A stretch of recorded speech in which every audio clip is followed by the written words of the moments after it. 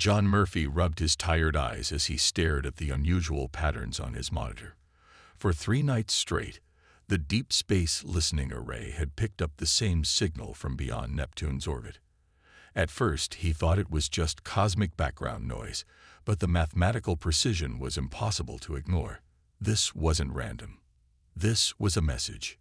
"Hey, you need to see this," he called to his colleague across the NASA communications lab. The signal grew stronger each day. Within a week, observatories around the world confirmed what Murphy had discovered. Something was approaching our solar system, and it was changing course deliberately. Lisa Grant sat at the head of the emergency United Nations meeting, her normally neat hair showing signs of the sleepless nights she'd endured since being appointed head of the International Space Defense Initiative. The room fell silent as she stood. "Ladies and gentlemen, we have confirmed first contact with an extraterrestrial civilization," she said, her voice steady despite the weight of her words. "And based on their approach vector and formation, we do not believe their intentions are peaceful." Screens around the room displayed the incoming fleet. Dozens of ships arranged in what military advisors identified as an attack formation. The largest vessel was nearly the size of Manhattan. "How much time do we have?" asked the representative from India. "At their current speed, they'll reach Earth orbit in 7 days," Lisa replied. "We need to prepare for all possibilities." Rather than the panic many had predicted would accompany humanity's first alien encounter, a strange calm settled over the world's governments. For centuries, humans had imagined this scenario in books and films. Now that it was happening, ancient rivalries were set aside with surprising ease. Russia and the United States immediately shared missile defense technologies. China opened its quantum computing facilities to international scientists. The European Union converted its satellite network to create an early warning system. On the 6th day, as the alien fleet passed Mars, they'd broadcast their first message. It came simultaneously to every television, radio, and digital device on Earth. "People of the third planet, we are the Araxian Empire, rulers of 300 star systems. Your world has been selected for integration into our realm. Surrender your resources and accept our authority, and you may continue to exist under our protection. Resist and face elimination. You have 1 planetary rotation to respond." The message was followed by images of worlds being destroyed, civilizations falling to the Araxian war machine. It was meant to terrify humanity into submission. In an underground bunker beneath Colorado, General Pete Wilson watched the alien message with 50 other military leaders from around the world. "They're trying to scare us," said Colonel Maria Dias from the Brazilian Air Force.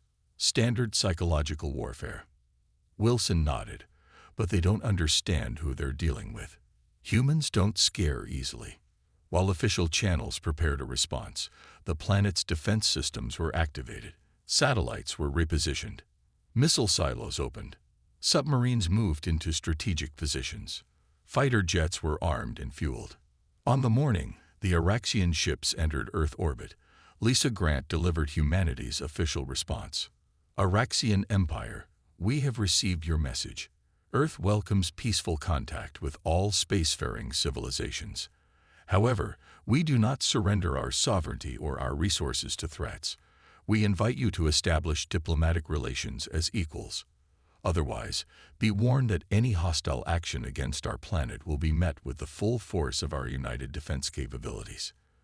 From his command ship, Admiral Crowell of the Araxian fleet was puzzled by the response. The scout reports had indicated a divided planet with nations constantly at war with each other. Yet now, they spoke with one voice. Most planets surrendered immediately upon seeing the Araxian fleet. Those that resisted never lasted more than a few days. "They are primitive," he told his officers. "Their most advanced vessels can barely reach their own moon. Begin the first phase of the conquest protocol." As the Araxian ships moved into attack positions, they failed to notice that Earth's orbital satellites were tracking their every move, analyzing their formation weaknesses, and transmitting data to defense systems below.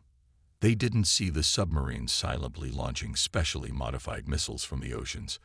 They couldn't detect the stealth aircraft approaching from the atmosphere's edge. The Araxians had conquered hundreds of worlds, but they had never encountered humans before. They were about to learn why that was a grave mistake. Admiral Kroval studied the blue planet on his view screen with growing frustration. The initial scans made no sense. Most civilizations the Araxians conquered had a single planetary government, a unified military, and centralized power centers that could be quickly disabled. Earth had none of these things. "Explain this to me again," Kroval demanded of his chief intelligence officer. "The humans organized themselves into nearly 200 separate political units called nations," the officer replied. "Each has its own military, government, and defense systems. They compete with each other and have fought countless wars among themselves. Yet they responded to us as one," Kroval said. "How is this possible?" None of his officers had a satisfactory answer. The Araxian conquest protocol relied on removing the head of government and controlling a planet's unified defense systems. Earth's fragmented power structure made this approach useless. On Earth, Commander Kate Simmons prepared to lead humanity's first face-to-face meeting with the aliens. Her team included diplomats, scientists, and military personnel from 12 different countries. "Remember, we're playing for time," she told them as they boarded the transport aircraft. "Every hour we keep them talking is another hour for our people to analyze their technology." The meeting was arranged in a neutral location, an empty airfield in Switzerland. The Araxians arrived in a small shuttlecraft, clearly designed to intimidate with its imposing black hull and weapons systems. 5 aliens emerged, tall beings with gray-blue skin and 4 arms. They wore ornate armor that hummed with energy fields. Their leader stepped forward. "I am Sub-Commander Vextor. I speak for Admiral Kroval and the glory of the Araxian Empire," he announced. "We are here to discuss the terms of your surrender." Kate stepped forward calmly. "I am Commander Simmons. Earth has not agreed to surrender.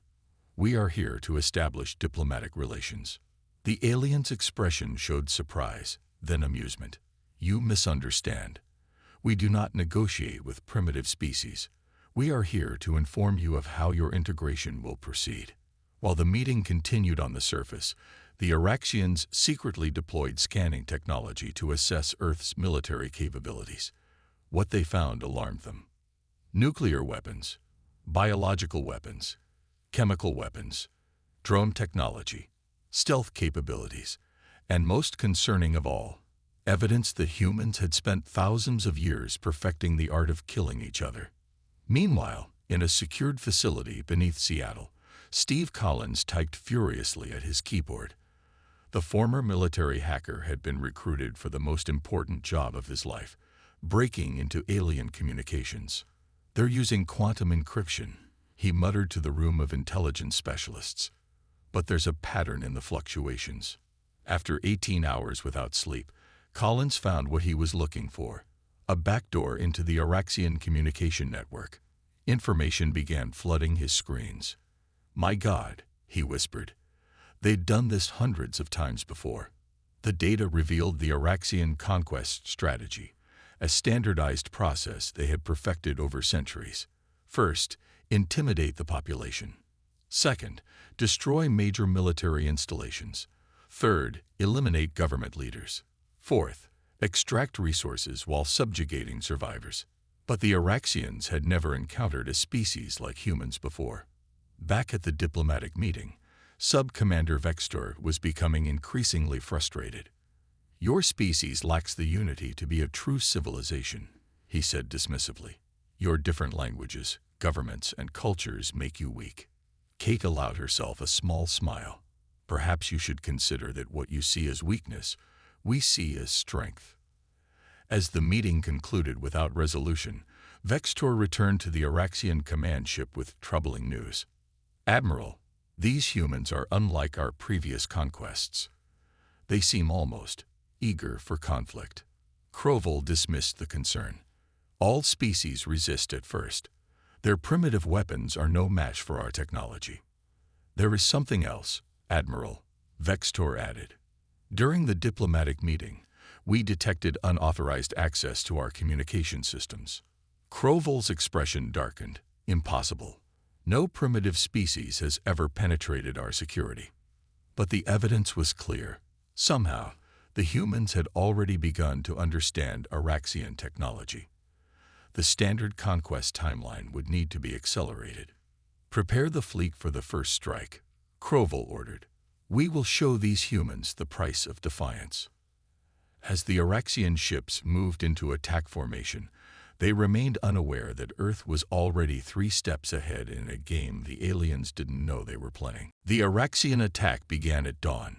117 orbital strikes hit military bases across Earth simultaneously.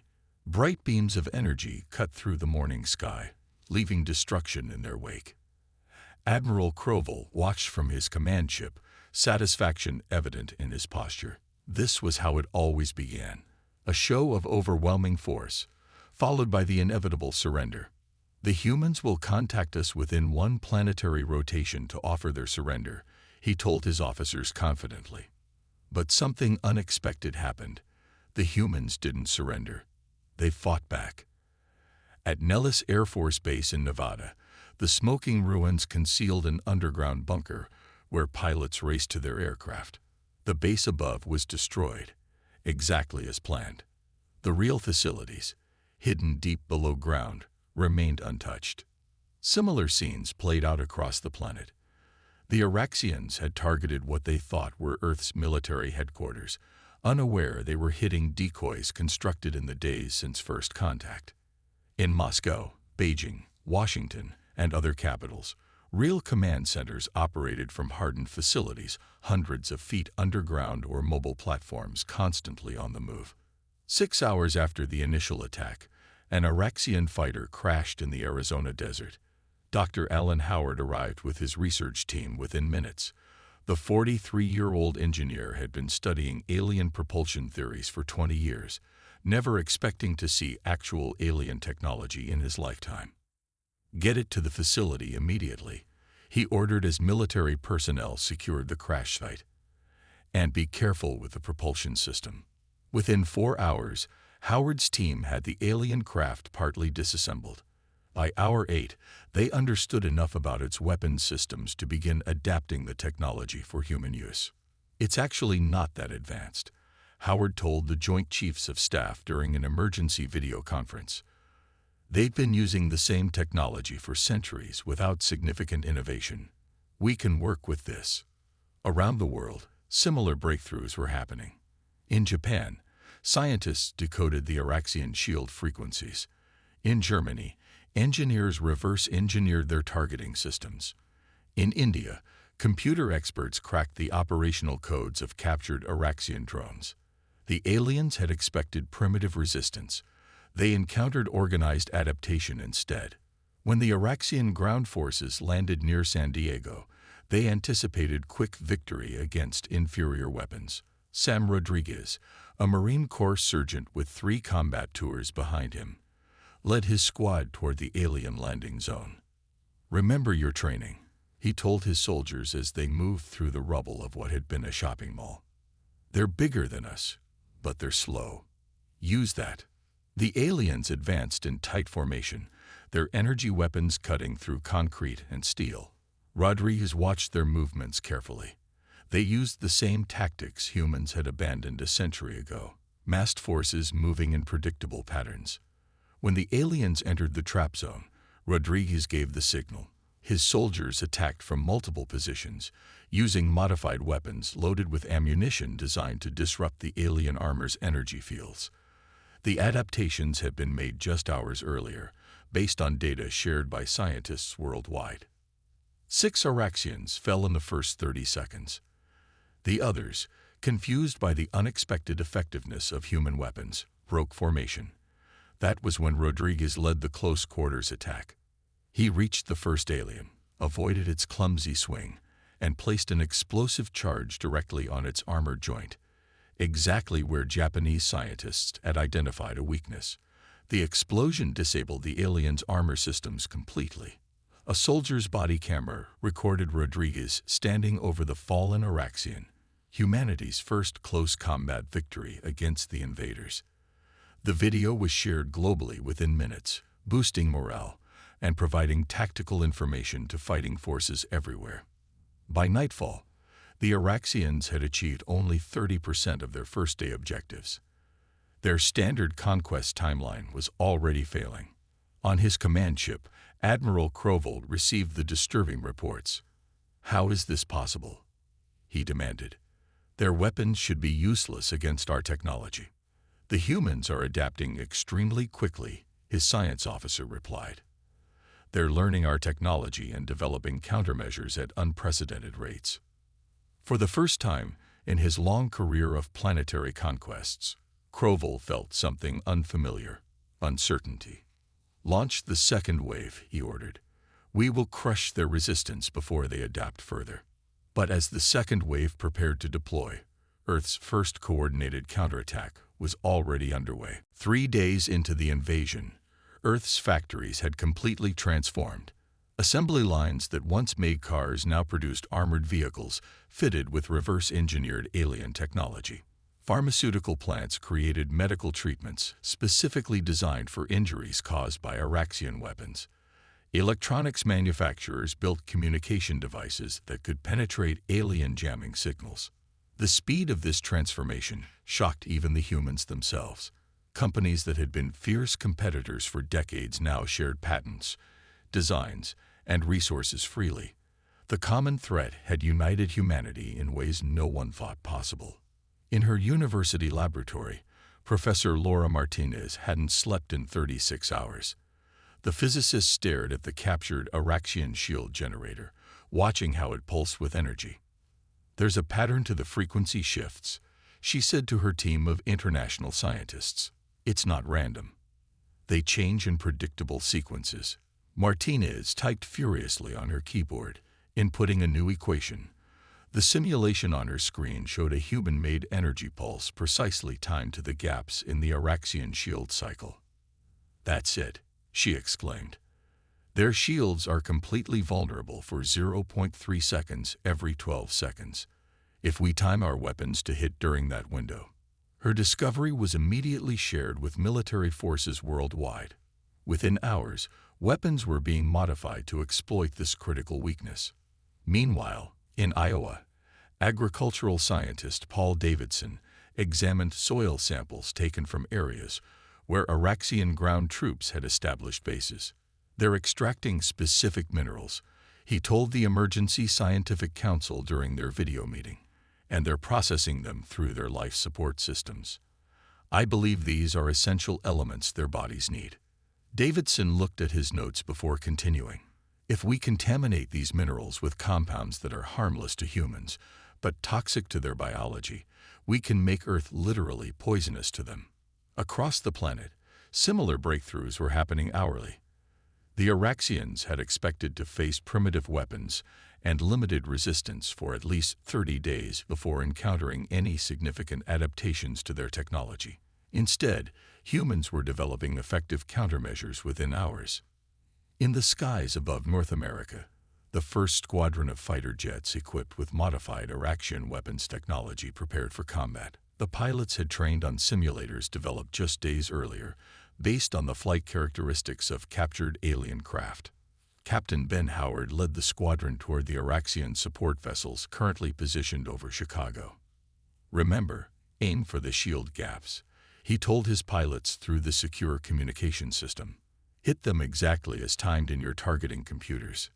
The jets streaked through the clouds, their new weapon systems humming with power. The Araxian ships detected them too late. The human fighters had been modified to evade alien detection systems based on data gathered by Steve Collins' hacking operation. Howard locked onto the largest support vessel and fired. The missile passed directly through the momentary gap in the alien shields and struck the hull.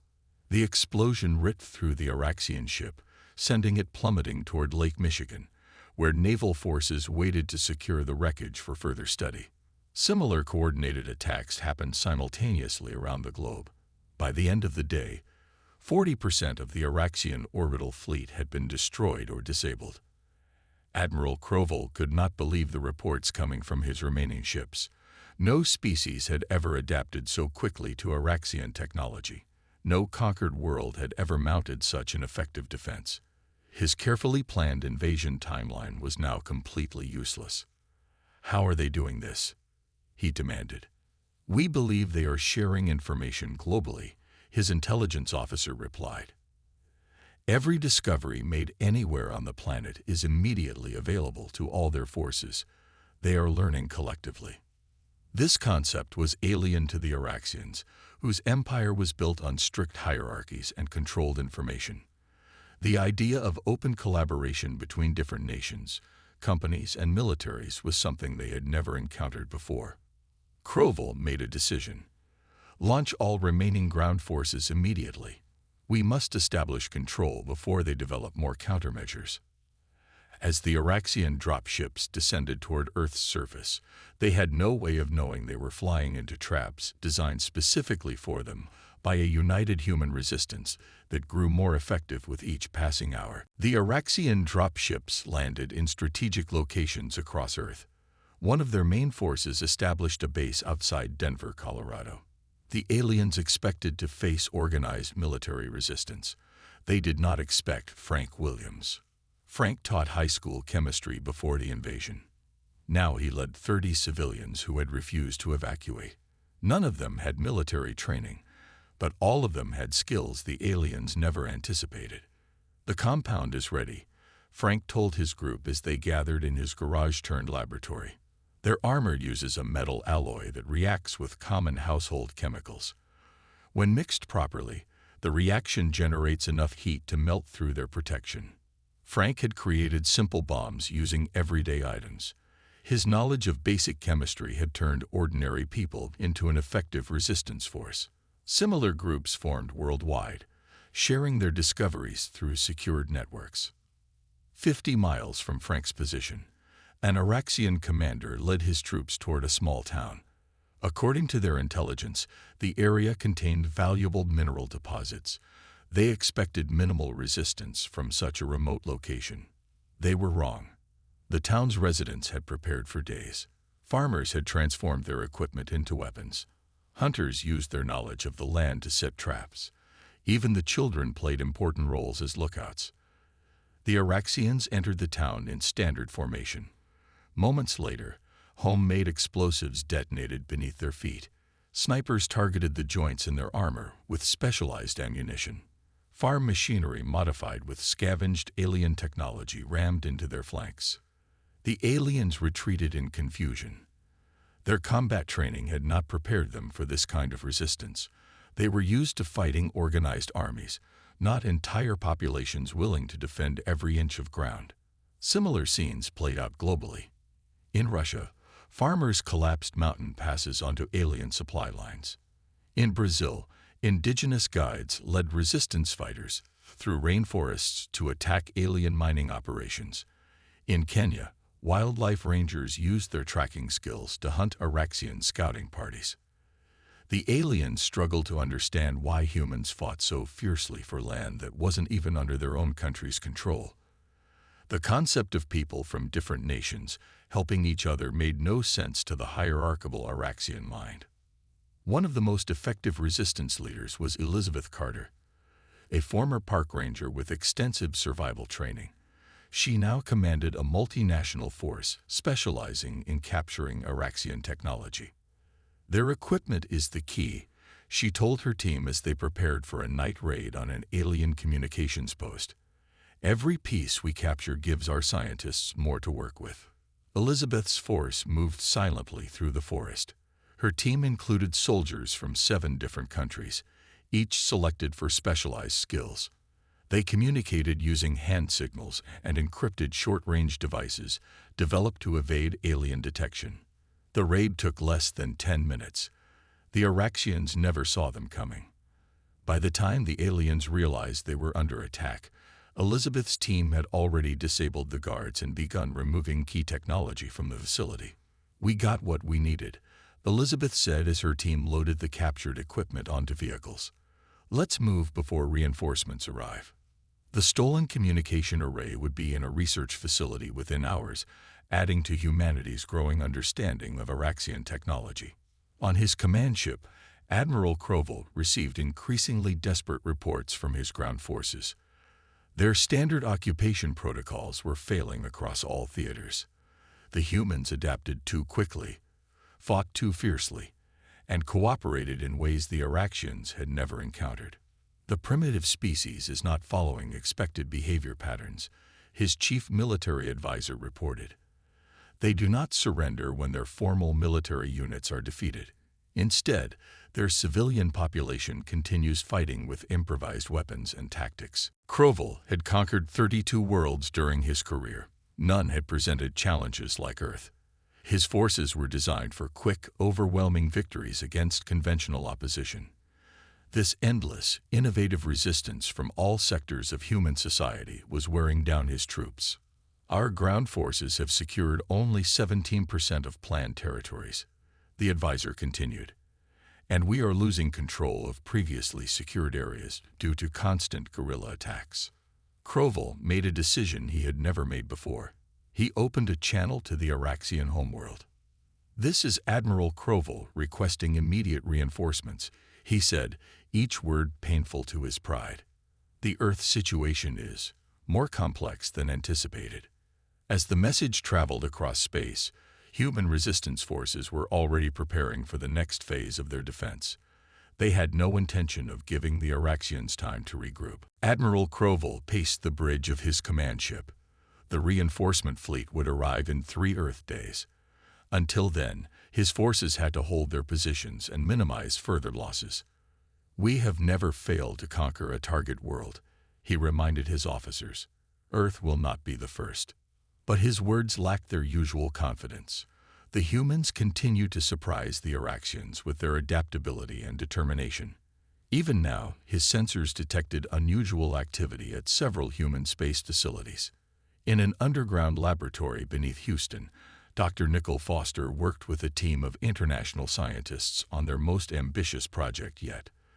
The remains of 7 captured Araxian ships surrounded them, partly disassembled to reveal their propulsion systems. "The principles are actually quite similar to our theoretical models," Nicol explained to the military officials observing their work. "They use controlled gravitational fields to bend spacetime. We've been researching this concept for decades, but they've perfected the engineering aspects." Her team had been working nonstop for days, adapting Araxian technology to human spacecraft. The first prototype was almost complete.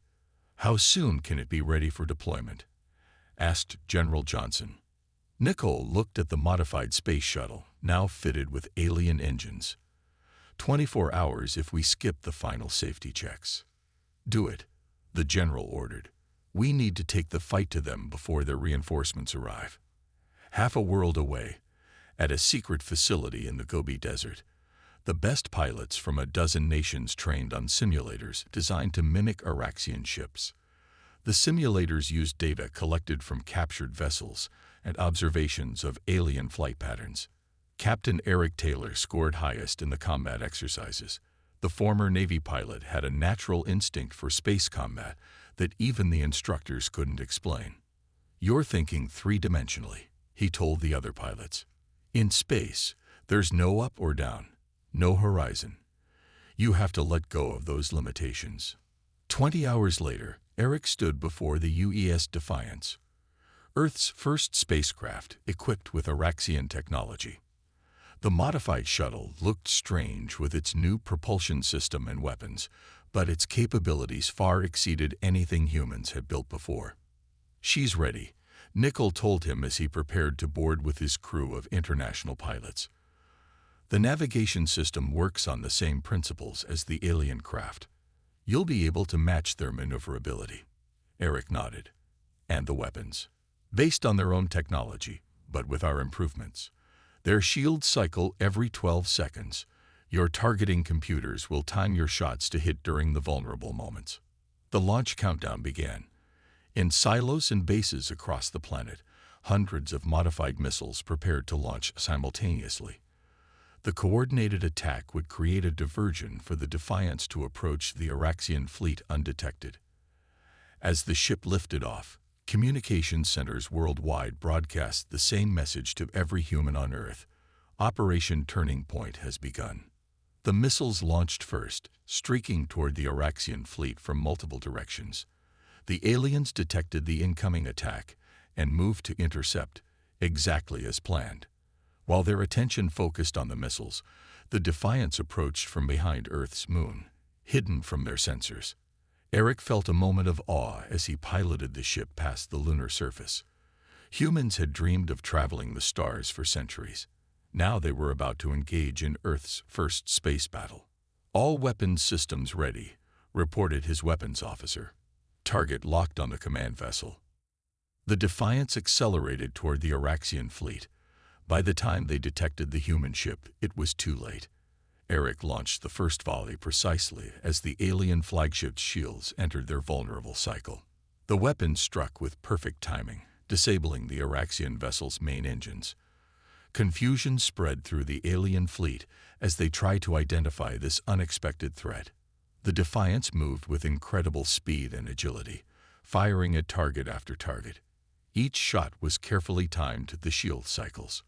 More human ships launched from Earth, all equipped with the same modified technology.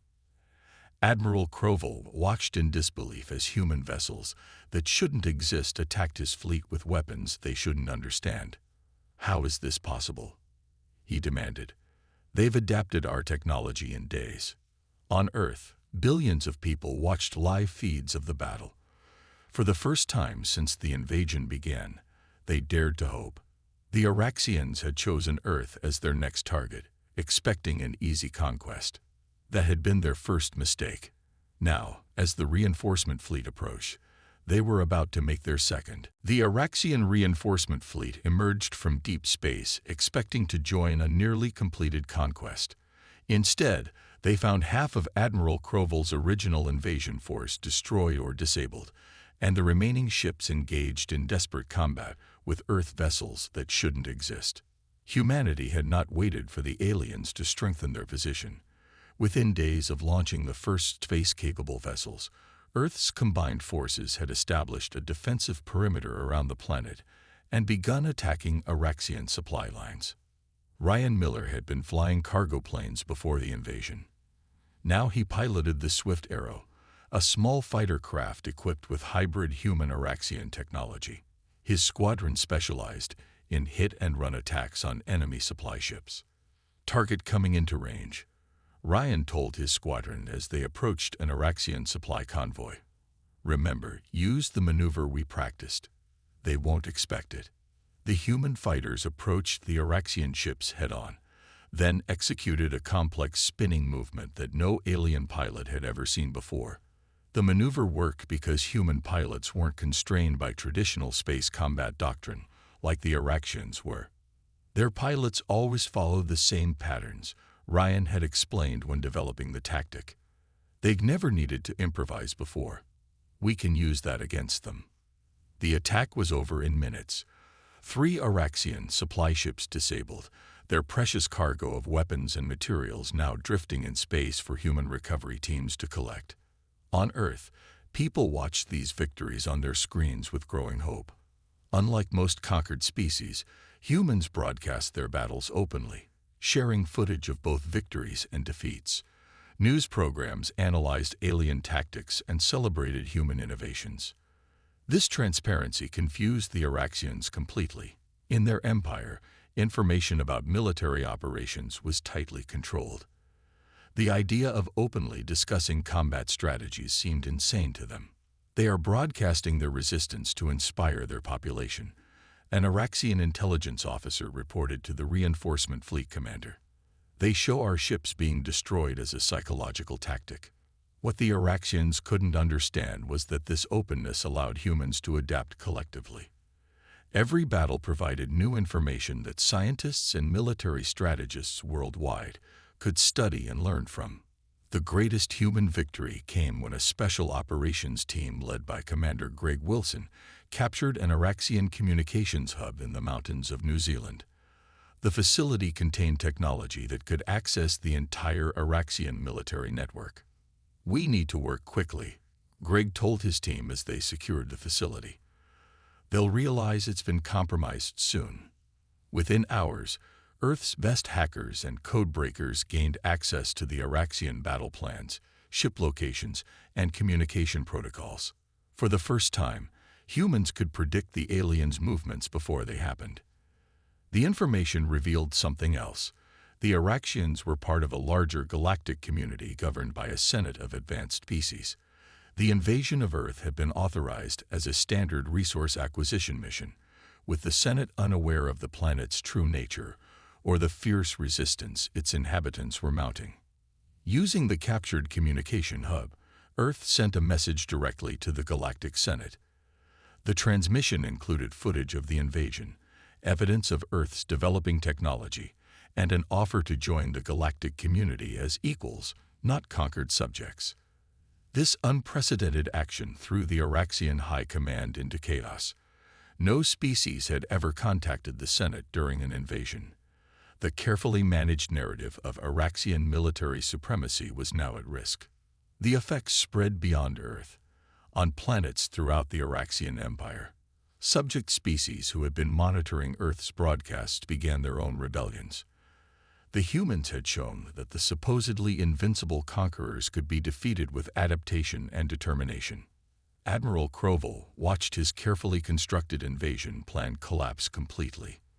The humans had not only defended their planet, but taken the fight to Araxian territory and exposed the Empire's vulnerabilities to the entire galaxy.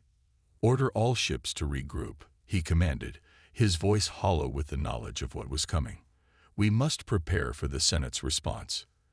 The Araxians had expected to add another conquered world to their empire.